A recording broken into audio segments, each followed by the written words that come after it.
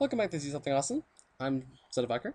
Today we continue Katawa Shoujo, Act 2, Hanako's Hide and Seek. Hanako's Castling. There we go. Um, I've been officially gonna just call it Z Something Awesome. Let's Plays are also a thing, which are cool, but someone else can have that title. I would probably call it a Z Something Awesome, but have the video title be Let's Play just to attract more people, and have a little troll face in the back of my mind. Anywho, let's continue. The tint of the room slowly changes from the shine of the afternoon to the orange of dusk. The clock lazily ticks away for the seconds, counting in the background, on the verge of hearing. But no matter how long I wait, the outcome cannot be changed. The diminutive playing pieces makes a small click against the board. Like a wound spring, Hanako makes a move only moments after mine. Like a wound spring. Oh, it's embarrassing. In comparison to my 5-minute moves, she seems to know exactly what she wants to do. Mate. Again, what does that make this? 3, 2? Just damn it, don't count. Damn, you're getting better at this every day. Oh, she's been holding back. I never thought that it would, never have thought it when I first met her, but she really has a knack for this game. Chess seems to have become a quite popular pastime for the two of us, hiding away in the tea room, playing a game or two after classes. From here, the students outside can barely be heard milling about. The everyday noises from below remind me of a little of my life before Yamuku. Though, I'm by now well aware that this is life I'll never get back to. Fancy another game? I have to finish my homework. Oh, well, I'll see you tomorrow then. But what about this? Hanako points to the tea set surrounding the mostly empty chessboard. Don't worry about that. I've got it. Oh, okay. So, see you. Later. Hanako departs as I start cleaning up the area. The occasional whistles and cheers from the sporting clubs outside become less frequent, and eventually approaching silence. A part of me still wants to be in some kind of team, since I played soccer and other sports before my accident. I guess it's only normal to feel nostalgic about what I can't do anymore. But I have other reasons than that for coming here so often, and I don't feel so bad about losing that part of myself because of them. Lily is a good friend by now, and it's the small exchanges that I have with Hanako that I feel especially dear. Small victories I have every day, I see more of what she's like under her self-imposed shell. That's why I come here most of all. As I'm putting away the cups and saucers, I hear talking outside the door. Pausing for a moment to listen, I can make out it's Hanako Lily, and decide to go outside to investigate. Are you quite sure? I'm sure. Oh, he saw. Hanako turns to me with a look of mild surprise as she noticed my approach. Lily must have caught her just as she was about to leave. Oh my, he saw us here as well. Afternoon, Lily. What's up? I was hoping now that I finished my class representative duties for the day, that I might have the two of you accompany for tea at the Shanghai. It would be nice to enjoy ourselves outside the school for a change. I'd be up for it. I think Hanako had work to do, though. It's not all that much. Wonderful. It seems that we're decided then. To Shanghai! I cast my eyes across the cafe as the three of us step in. As usual, there's only a handful of people around at most, and the noise level is quite background fun. As the hold Lily has on Hanako's arm remains just as it's been before the entire slow walk down the hall to the local town, though it's hard to say for which reason, for Lily's guidance, or for Hanako's reassurance. For the moment, Lily removes her arms from Hanako's to retract her cane, as Yuko quickly skitters over to where we stand, but it soon replaces it right back where it had been. Welcome to Shanghai. May I take your order? Bow. Oh, you're so cute. She gives a deep bow, her well-delivered and professional introduction, putting her in a good mood. It's a nice change from the norm for Yuko. Just tea, please. Hanako? Hisa? I'll have a slice of pie and a coffee. Just tea, please. Coming right up. Please, take any seat you wish. I'll be right back shortly. Yuko gives a smile and a nod before shuffling to the counter, and we make our way to some empty seats by the window in quick measure. We slip into our seats, the girls on the side, Lily's cane propped up between them, and I on the other. I realized that Hanako is not doing something that she so does. She so often does. Rather than keeping her eyes pinned to the ground and hiding behind her blind escort, busily trying to convince herself that the world around them doesn't exist, she's merely keeping her eyes low and helping Lily around. Are you okay, Lily? You look tired. She lowers her head a little, looking somewhat embarrassed that she let it show. Class representative work can be very tiring, considering that it often means dealing with the student council. Very tiring indeed. How do the other representatives go? Better than I, but not by much. Shizuna's a harsh taskmaster, no matter whom she deals with. It doesn't sound like you particularly relish the job. Why do you do it in the first place if it's that bad? Being a class representative is enjoyable, and I can deal with the responsibility well enough. It's just that the people involved are sometimes... She trails off, cutting her words in a rather opportune spot. It's hard to imagine Lily cursing, but I imagine if anyone could make her do so, it would be Shizune. Hanako looks to be withering a bit in the light of such conflict, but before I can steer the topic away a little, she stands up. Hanako? Hanako? I'll be back in a bit. With that, she leaves for the restrooms. I suppose that's one way to deal with the situation, if that was indeed her motivation. Lily, however, looks a little wounded. Don't worry about it. I don't think it was you. But I think she's been getting stronger recently. You've seen it yourself, right? That went a bit awry. Fortunately, Lily doesn't look offended. And by now, I really shouldn't be quite scared of stepping on that landmine around her.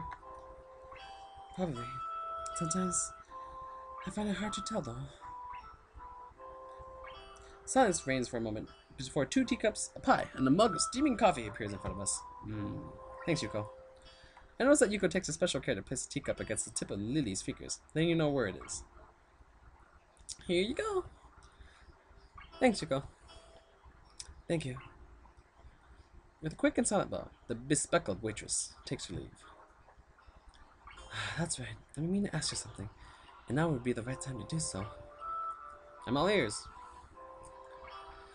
Hanako's birthday is coming up, and I was hoping you might accompany me for present shopping in the city this weekend. Hanako's birthday is soon? I suppose it'd be a nice chance to cheer her up a bit. Like Yuko, she always seems to be teetering on the edge of either panic or depression. And I've never seen her enjoy herself so much outside of her chess games. All that aside, learning the layout of the city better with a friend keeping me company sounds like a good way to spend a weekend. Sure, I'd be happy to. Have you got any plans for what to do with her for her birthday? A party or anything? Hanako being Hanako. Perhaps a little key affair would be... Suddenly Lily cuts herself short, leaving me to wonder why she brings her teacup to her lips and begins to sip. After a few seconds, I notice Hanako walking up to us over her shoulder. Lily's hearing must be very good indeed. It was the sound of the restroom door opening that tipped her off. Hanako takes a seat once again, and wastes no time in drinking her tea. Soon the 3 of us are quietly eating and drinking as the sun sets. It's a nice way to spend the remainder of the day's light, and it makes me appreciate the quiet and serene surroundings of Yamaku. I think I'm really beginning to take a life here. This is as isolated as it may be. I finish off the last of my coffee and the rest of the mug on the table while the girls talk between themselves. The coffee here is a little bitter for my taste, but still quite good. Better than what I can make for myself, in any case. The girls' discussion is mainly focusing on the respective reading preferences, which gives me a little curiosity about a related topic. Hey, Hanako, I was just wondering, aside from chess and reading, do you have any other hobbies you like doing? She's completely stopped in her tracks, looking quite surprised that anyone would be interested in asking a question about her. It takes her a little time to formulate a response. I guess I like singing a little. I'm okay with computers as well, but I don't use them all that much. Singing is not exactly something I expected to hear. It's hard to imagine her singing voice, even given how soft-spoken she is. Lily, on the other hand, simply nods. She must already know all this, since she's been with friends with Hanako for 1 year or so by now. Well, what about you? Me? Ugh. She hesitates before quickly flicking her hand up and down. It's only logical that she want me to ask about my hobbies after she's told me hers. Chess, obviously, but also, there was soccer as well, though I can't really say I do that anymore. Reading, which I picked up at the hospital. Uh, this is surprisingly hard. Lily and Hanako look a little put off by the direction this is taking. And the more I think about it, the more I am, too. That's not true. I play a lot of games. But, Hisao, what's your problem? Sounds like you've picked up quite a few things since your accident. Lily's candor is coated with probably the most positive spin one could put on what I said. Hanako, however, is silent. If a situation becomes difficult, her reaction always seems to be withdrawing into silence, in order to prevent things from getting worse. That, or physically retreating. Whoa. Soft ringing gives us pause. As Lily reaches into her pocket, it becomes obvious that the sound is coming from her phone. Sorry. It's okay. Lily gives a quick nod before shuffling out of her seat and taking to the call a little distance away to avoid disturbing the both of us. Must be nice to be popular. Hanako smiles, but doesn't take up the hook for further discussion. I end up just sitting back and closing my eyes, relaxing as best as I can.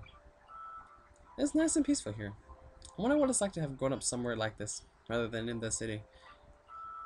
You come from the city? Looks like I found something she wants to talk about. Bingo. Yeah, you could say I was a city kid through and through. It sounds like a lot changed. It did. Still not quite sure what to make of it all, though. It's a bit of a culture shock, in more ways than one. You must have gone through something like this when you first arrived in Yamuku, right? I'd imagine most new students would. No, not really. Hanako gazed a little to the side, looking unwilling to go on.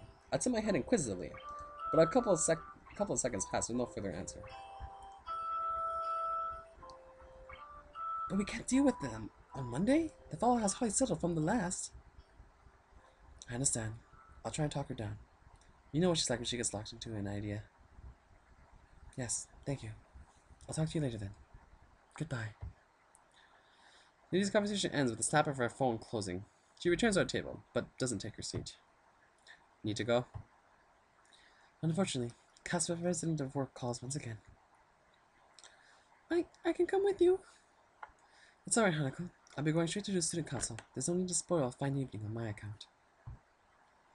Besides, if you were to accompany my way back to school, who would keep our poor Hisao company? Okay. I can join you for tea again later tonight if you like. I may well need it. We agree on the plan, and Lily says her farewells to the both of us, taking her cane after Hanako passes it to her. Despite my offer to pay for Lily's share, she insists on giving us her portion of the bill, and gives her regards to Yuko as she takes her leave. And then we're alone. It may be all well and good to leave Hanako and I alone to have some time together, but it typically means that the two of us sitting near each other in silence for a while. I wonder what it must look like to Hanako. I never thought of myself as a scary person, but to have someone my own age acting this way around me makes me intensely self-aware, as if it's my fault that she's so troubled. She might get more used to people if she were to stop being so cloistered in Yamaku, but then again, when even people much older than her react so strongly after a single glance at her face, she may well feel the same way I do now. It's a real catch-22. If she stays in Yamaku, she doesn't get used to socializing, but she leaves. Any efforts she might try would get thrown back at her by the people who can't deal with her scarring. Want to order something to keep us going? We haven't had much of a dinner after all. Hanako pines and nods vigorously. Glad I brought that topic up for her. I catch Yuko's gaze, and she dutifully comes over to take care of our orders. Would you like something else? I'll just have a sandwich special and a hot chocolate. Be late for coffee by now. Hanako? Oh, I'll have the same. With a nod and a bow, Yuko turns to the ball of her foot and returns behind the counter, where she busies herself fishing up bread and condiments and working on the machine to make our drinks. Not a word is said between us till Yuko comes back. She smiles and gives us our food and drinks, before moving to a customer who's called for her attention. I give up on the prospect of having much of a conversation with my companion, and decide just to enjoy the meal, small as it may be. It tastes nice, as does most of the food here. After having a few mouthfuls, I notice something's missing. Namely, the sound of Hanako eating. Looking back to her, I see Hanako fidgeting a little behind her untouched sandwich. Not hungry? She shakes her head from side to side. Even as she does, the patch of hair keeps over the right eye of the face. It still does its job in hiding it almost entirely. It's not that. Oh, I was all ready to have your share too. You look troubled. Is something wrong? I'm startled by her thinking that I'm the one who looks troubled, but on second thought, she's probably right. My face may have been giving away emotions without me noticing, and she's hardly a dim person. Quite the opposite. We're friends, right? Friends. By the tone of my voice and shrieking posture, it looks as though I've hit another landmine. This is another reason why interacting with her is so difficult. The self-imposed psychological barriers she puts up between herself and others, including me, and most likely even Lily. It's a shame that I think that we are.